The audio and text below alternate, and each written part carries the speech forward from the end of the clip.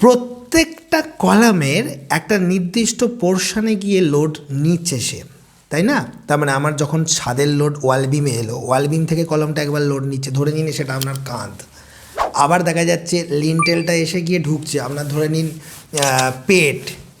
আবার ধরে নিন যখন আপনার প্লিন্থ লেভেলে প্লিন্থ বিম দিচ্ছেন, সেখানে গিয়ে কিছুটা লোড এসে কলামে অ্যাড হচ্ছে, সেটা ধরে নিন কোমর। তারপর ধরে নিন টাই বিম গ্রাউন্ড লেভেলে, সেটা ধরে নিন হাঁটু। তাহলে আপনি একটা কলাম যদি হন, আপনার প্রত্যেকটা নির্দিষ্ট জায়গায় এসে কানেক্ট হয় তো। এবার আপনি ভেবে দেখুন, আপনি বলছেন ভিতরের টাই বিম উপরে দিয়ে দেবো, নিচের টাই বিম নিচে দিয়ে দেবো, ওইখানের লিনটেলটা উঁচু করে দেবো।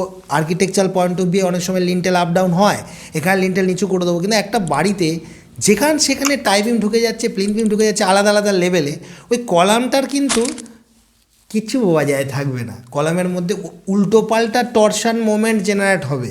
তো সেই বিষয়গুলো যারা উচ্চমানের সিভিল ইঞ্জিনিয়ার একমাত্র তারাই জানে। তাই যখন বাড়ির ডিজাইন করছেন এই বিষয়গুলোকেও খেয়াল রাখুন।